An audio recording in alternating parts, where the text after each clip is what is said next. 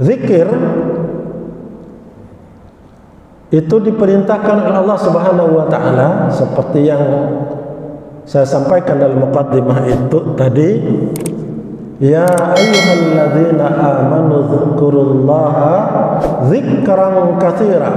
Wahai orang-orang yang beriman, berzikirlah kalian kepada Allah dengan zikir sebanyak-banyaknya.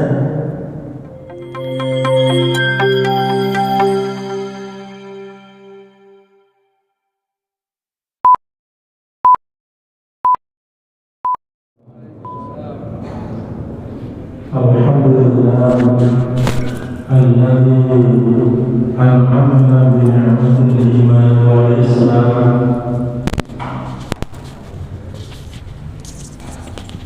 wa huwa alladzi 'allama al-insana ma lam ya'lam. Asyhadu an la ilaha illallah dzul jalali wal ikram wa asyhadu anna Muhammadan abduhu wa rasuluhu khairul anam.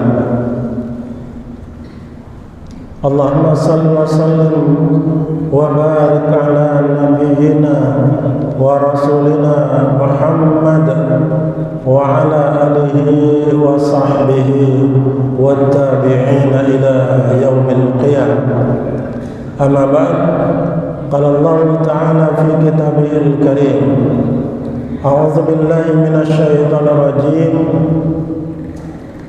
Ya ayyuhalladzina amanu dzkurullaha dzikran katsira. Wa qawlihi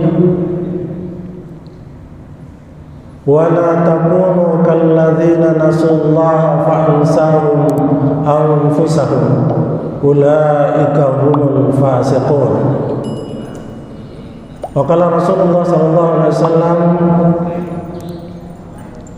Allahumma a'inni ala dzikrika wa syukrika wa husni ibadatik.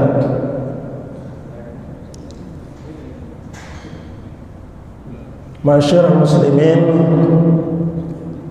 jamaah subuh rahimakumullah, marilah kita bersyukur kepada Allah Subhanahu wa taala atas seluruh rahmat nikmat yang Allah berikan kepada kita dari waktu ke waktu. Dan di antara sekian nikmat Allah yang tak terhitung itu, ada nikmat Allah yang paling penting dan paling besar yang telah Allah berikan kepada kita, yakni nikmat iman dan nikmat Islam. Seluruh kehidupan kita hanya berarti jika dua hal ini ada pada kehidupan kita. Banyak orang yang membutuhkan waktu yang panjang untuk mendapatkan hidayah iman dan Islam. Ada orang yang hanya sebentar saja kemudian dapat hidayah ini. Salawat dan salam mudah-mudahan tetap tercurahkan kepada Rasulullah Muhammad sallallahu alaihi wasallam, kepada keluarga, sahabat dan seluruh pengikut jejaknya yang setia kepada sunnahnya ila yaumil qiyamah. Allahumma ja'alna minhum, mudah-mudahan kita termasuk di dalamnya. Ma'syiral muslimin, suatu saat Mu'adz bin Jabal radhiyallahu anhu itu bertemu dengan Rasulullah sallallahu alaihi wasallam. Kemudian Nabi menggenggam tangan Mu'adz seraya beliau bersabda, "Ya Mu'adz, wallahi inni la uhibbuk. Wallahi inni la uhibbuk." Wahai Mu'adz, demi Allah, sungguh aku sangat menyayangimu.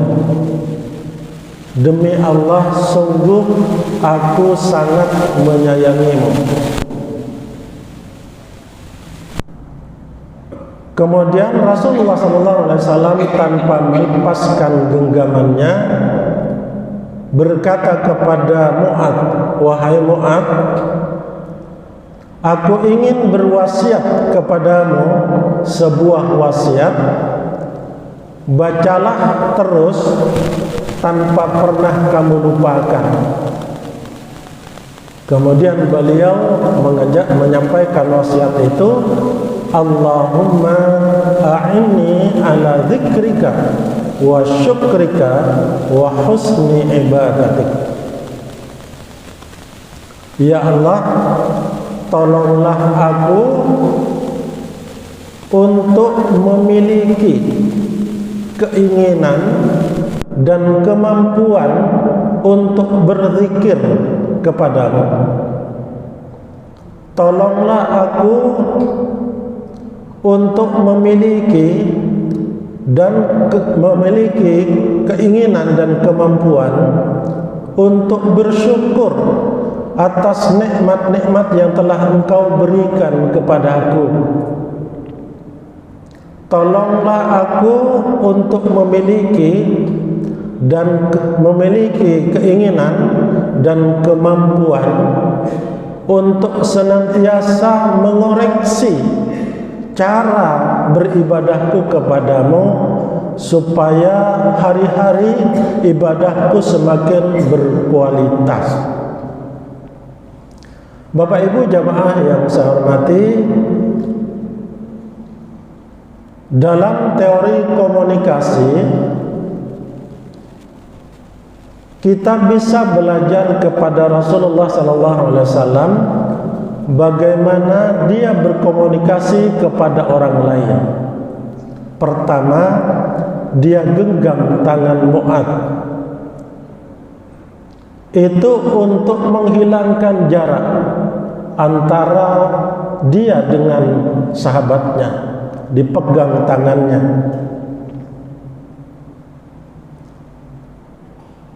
Kemudian yang kedua, mengungkapkan rasa atau ungkapan rasa yang dia miliki. Ya Mu'adz, demi Allah, sungguh aku sangat mencintaimu. Nabi mengawali ungkapan perasaannya itu dengan sumpah, demi Allah. Kemudian diiringi lagi dengan sebuah kalimat yang menguatkan, ini sesungguhnya aku. Kemudian diiringi lagi dengan lamut taukid, la uhibbuk. Lam ini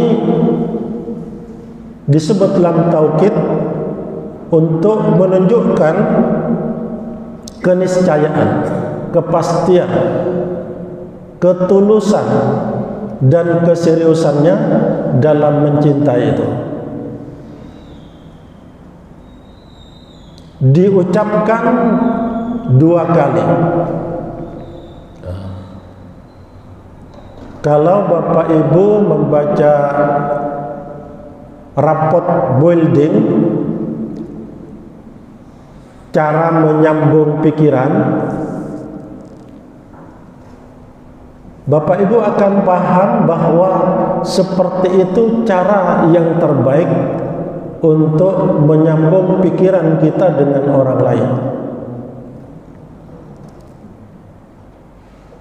Kemudian Rasulullah SAW mengajarkan wasiat kepada Mu'adz, dan wasiat ini wasiat yang diwariskan kepada kita juga sampai hari ini dan hari-hari yang akan datang, untuk dibaca, tidak dilupakan, terutama kata Imam Nawawi di penghujung salat kita sebelum mengucapkan salam. Yang pertama, Allahumma a'inni ala dzikrika. Ya Allah, tolonglah aku untuk bisa memiliki keinginan dan kemampuan untuk berzikir kepadamu.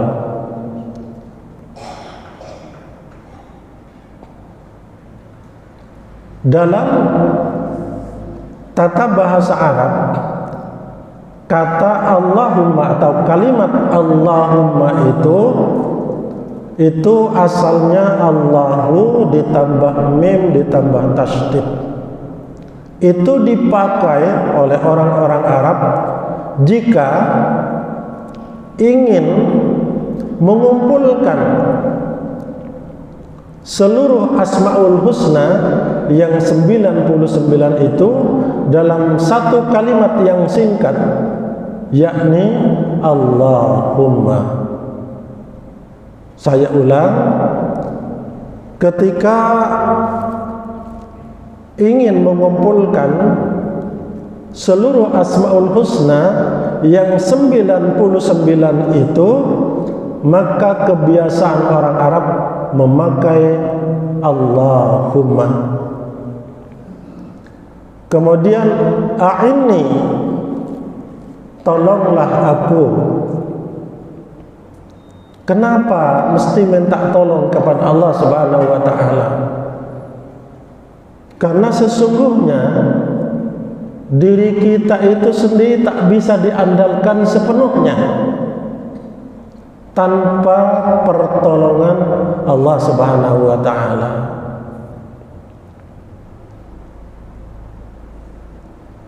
A'inni ala dzikrika, tolonglah aku untuk memiliki keinginan dan kemampuan untuk berzikir kepada Allah Subhanahu wa taala.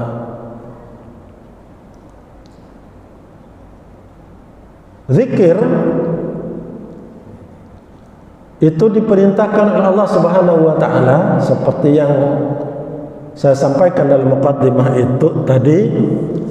Ya ayyuhalladzina amanu dzkurullaha dzikran katsira.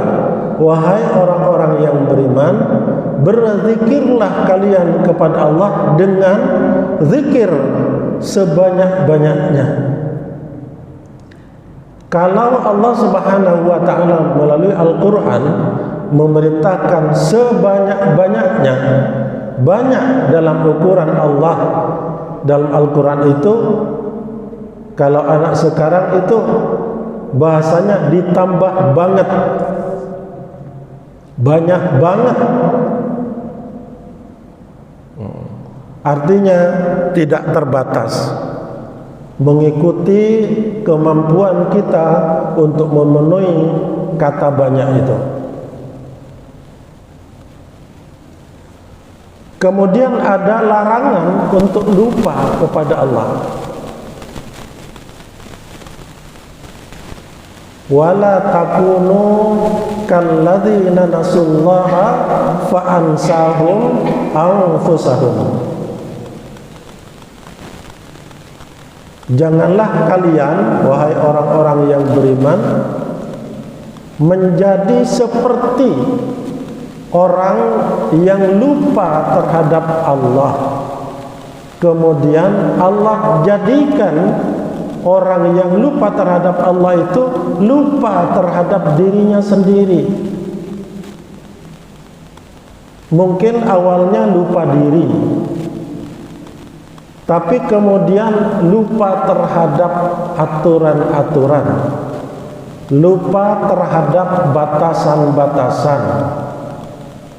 Orang ngerti angger-anggeripun Gusti Allah, tidak paham terhadap batasan-batasan yang Allah berikan. Itu diawali dengan lupa terhadap Allah Subhanahu wa taala. Fadhkuruni adzkurkum, maka ingatlah kepadaku, maka aku akan ingat kepadamu. Kalimat fadhkuruni adzkurkum itu, kalau anak-anak sekarang itu membahasakannya dengan satu kalimat, taruhlah diriku dalam hatimu maka aku akan taruh dirimu dalam hatiku, atau sebutlah namaku dalam dirimu, maka aku akan sebut dirimu dalam diriku. Fadhkuruni adzkurkum. Bapak Ibu yang saya hormati,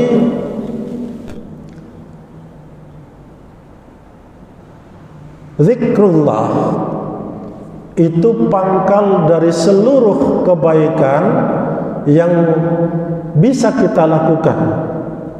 Yang awalnya mungkin potensial, tapi ketika kita terbiasa zikrullah, maka yang potensial itu menjadi sesuatu yang nyata. Sebaliknya, lupa terhadap Allah Subhanahu wa taala itu pangkal dari seluruh keburukan yang pernah dan yang akan pernah terjadi di muka bumi ini. Itulah sebabnya Allah Subhanahu wa taala perintahkan berzikir dan melarang lupa kepada Allah Subhanahu wa taala. Salah satu di antara kemanfaatan besar dari perintah dan larangan Allah itu di antaranya bahwa dengan zikrullah itu hati seseorang itu menjadi tenang. Ala bi zikrillahi tatma'innul qulub. Ketahuilah bahwa sesungguhnya berzikir kepada Allah itu hati akan menjadi tenang. Kenapa menjadi tenang? Ibnul Qayyim rahimahullah memberikan ilustrasi begini. Al-dzikru lil qalbi kal ma'i lis samak.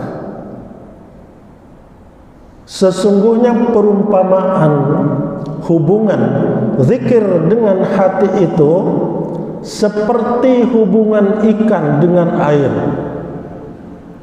Jika ikan itu kita entas dari air, pertama dia akan memberontak, menggelepar-gelepar.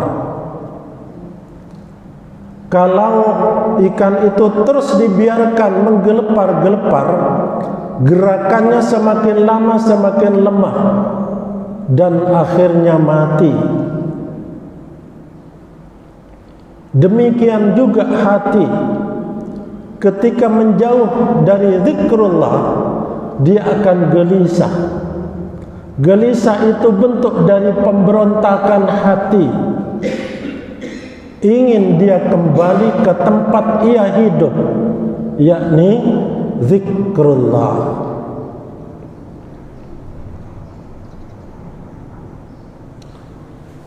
Wasara zikru lahu ghidhaan wa quwwatan wa dawaan. Bagi mereka, kata Ibnul Qayyim, zikrullah itu menjadi ghidhaan, nutrisi bagi rohani mereka, wa quwwatan, dan sumber kekuatan secara fisik maupun psikis, wadawaan, dan menjadi obat bagi jiwa yang terluka. Itu salah satu di antara sekian banyak manfaat zikrullah kepada manusia. Menjadi nutrisi rohani, menjadi sumber kekuatan, dan menjadi obat bagi jiwa yang sedang terluka.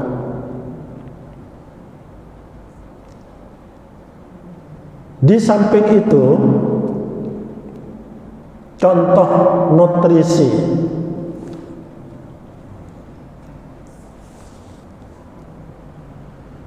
ketika Nabiullah Yusuf alaihissalam itu dibuang oleh saudaranya karena rasa iri dan kedengkian kepada Yusuf, dibuang ke dalam sumur. Nah, di dalam sumur yang pengap.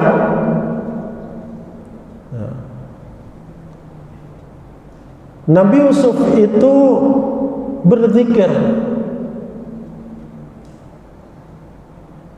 Fatiras samawati wal ard, anta waliyyi fid dunya wal akhirah, tawaffani muslima wa alhiqni bis salihin. Wahai yang menciptakan langit dan bumi, anta waliyyi fid dunya wal akhirah, engkaulah penolongku dalam kehidupan dunia ini dan di akhirat nanti. Kalaupun aku harus mati, tawaffani muslimah, matikanlah aku dalam status sebagai seorang muslim. Walhiqni bis salihin, kemudian kumpulkanlah aku bersama orang-orang yang saleh. Bapak Ibu yang saya hormati, ketika Nabi Yusuf itu dibuang masih kecil, oleh karena itu mungkin zikir yang dia ucapkan ini awalnya berbentuk satu keyakinan saja, belum berupa kalimat yang diucapkan. Tapi satu keyakinan itu menjadi sumber nutrisi. Satu keyakinan itu menjadi sumber kekuatan. Satu keyakinan itu yang menyembuhkan luka ketika dia dibuang. Dan dari dasar sumur yang paling dalam dituntun oleh harapan, Nabi Yusuf menemukan jalannya menuju istana.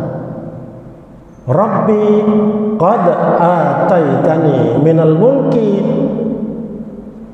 wa 'allamtani min ta'wilil ahadits. Tuhanku sungguh telah memberikan sebagian dari kekuasaan kepadaku